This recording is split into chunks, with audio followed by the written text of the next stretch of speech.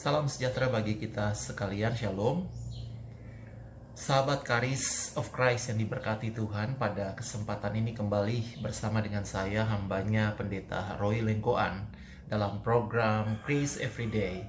Dan biarlah setiap hari, setiap saat kita menikmati anugerah yang besar daripada Tuhan. Nah, pagi hari ini, mari kita melihat firman Tuhan yang terambil di dalam Filipi pasal yang keempat, ayat yang ke-13. Filipi pasal 4 ayat yang ke-13, demikian kata firman Tuhan, segala perkara dapat kutanggung di dalam Dia yang memberi kekuatan kepadaku. Nah, saudara, di situasi dan kondisi hari-hari ini, apa yang sementara terjadi, kita mengerti dan kita tahu, tidak ada satupun yang luput daripada pandangan dan pengawasan daripada Tuhan.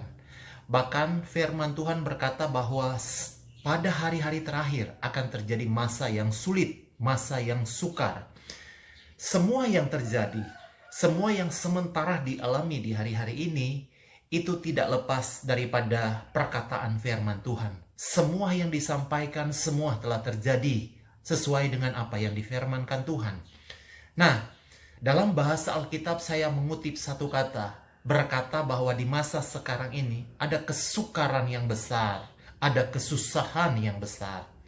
Saudara yang diberkati oleh Tuhan, dengan adanya situasi dan kondisi yang sementara terjadi, membuat manusia itu mengalami ketakutan yang luar biasa, mengalami kecemasan dan kekhawatiran. Nah, wajar kita manusia mengalami ketakutan, mengalami kekhawatiran, dan mengalami kecemasan dalam keadaan apa yang sementara kita gumuli dan kita hadapi.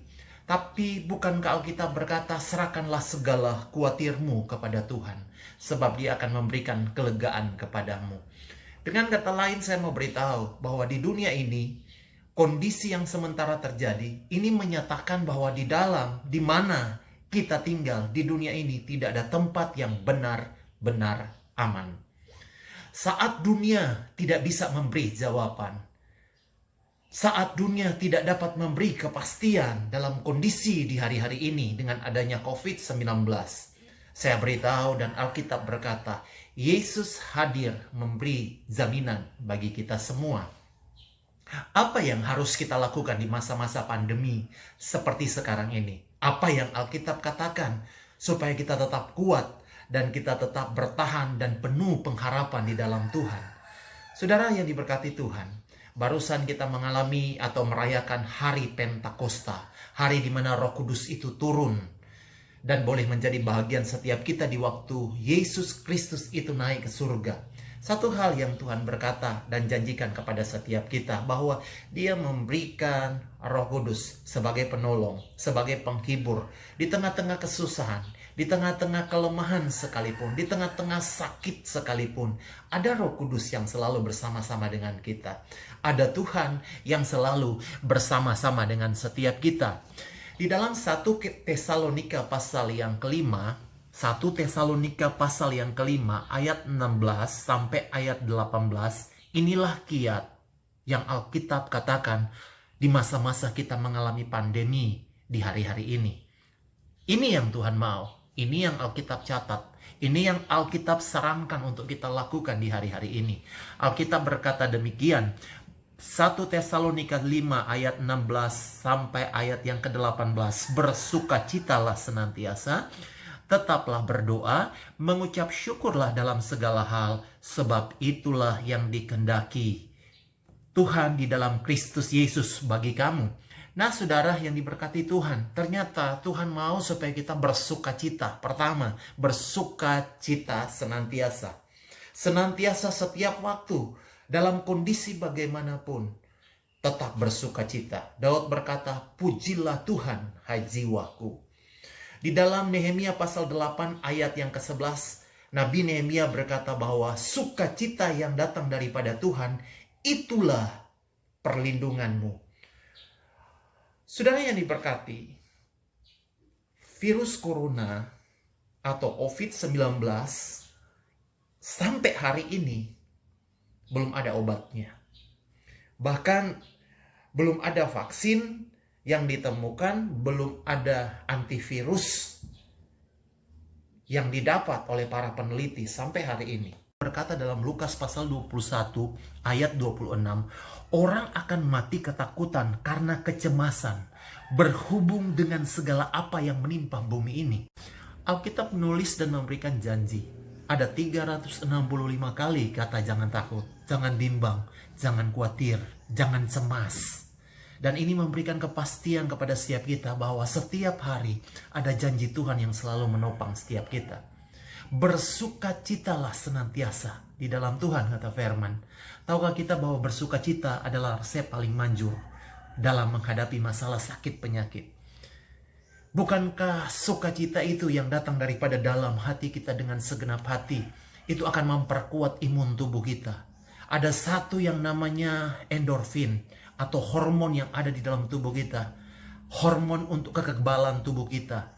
Yang alamiah yang hanya dapat dihasilkan di waktu manusia itu bersukacita. Bukankah Tuhan berkata dalam firman-Nya, hati yang gembira adalah obat, semangat yang patah mengeringkan tulang. Hati yang gembira membuat muka berseri-seri. Janji Tuhan, biarlah ini boleh menjadi bahagian setiap kita. Pagi ini tetap bersukacita. Tetap bersukacita di dalam Tuhan. Yang kedua, Tuhan berkata dalam firman Tuhan ini, tetaplah berdoa. Mari kita melakukan firman Tuhan. Mari kita mengerjakan firman Tuhan. Dalam segala keadaan, dalam segala situasi, tetaplah kita berdoa. Bukankah doa itu adalah nafas hidup orang percaya? Doa itu digambarkan sebagai Pene halah Yahweh, atau membelai, mengusap wajah Tuhan. Doa juga dirangkai atau boleh dikatakan sama seperti halnya kita mencium anak, mencium wajahnya Tuhan. Jadi ada komunikasi. Ada komunikasi, kita berbicara kepada Tuhan dan Tuhan itu berbicara kepada setiap kita. Dia berbicara lewat kebenaran firman Tuhan. Doa orang benar itu sangat besar kuasanya. Alkitab berkata tidak ada yang mustahil bagi orang yang benar. Yang ketiga, yang terakhir, apa yang harus kita lakukan di masa-masa pandemi ini? Dan ini bukanlah sesuatu yang sulit untuk Anda lakukan. Anda ada di rumah, kita tetap stay di rumah. Mari lakukan hal-hal ini. Ini sederhana, tapi dampaknya luar biasa dalam kehidupan kita. Tadi bersukacitalah, kemudian berdoalah, dan yang ketiga, yang terakhir, Alkitab berkata, mengucap syukurlah dalam segala hal.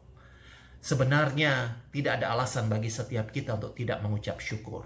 Efesus 5 ayat 20 berkata demikian, ucaplah syukur senantiasa dalam segala sesuatu, dalam nama Tuhan kita Yesus Kristus, kepada Tuhan Bapa kita yang di sorga. Jadi tetap mengucap syukur. Segala sesuatu artinya, atau segala hal artinya, dalam semua kondisi dan situasi kita tetap mengucap syukur. Waktu kenyang, kita bersyukur. Waktu sehat, kita mengucap syukur. Di waktu kita pun dalam proses sakit, tetap kita mengucap syukur. Dalam waktu pun kita proses dalam keadaan lapar, kita tetap mengucap syukur. Di waktu usahamu mengalami keberkatan yang luar biasa, mengalami keuntungan yang hebat, maka tetap mengucap syukur kepada Tuhan. Tetapi di waktu juga diizinkan kita mengalami kerugian yang besar, tetap mengucap syukur. Dalam segala hal, tetap mengucap syukur, maka kehidupan setiap kita akan menikmati hal-hal yang indah di dalam Tuhan. Biarlah pagi hari ini, kita yang ada di rumah, mari saudara kekasih di dalam Tuhan, bersukacitalah senantiasa. Tetaplah berdoa dan mengucap syukurlah dalam segala hal. Itulah yang dikehendaki Tuhan untuk kita lakukan di masa-masa hari-hari ini. Tuhan memberkati. Mari kita berdoa. Diberkati kami, setiap kami yang boleh menikmati firman Tuhan di pagi hari ini.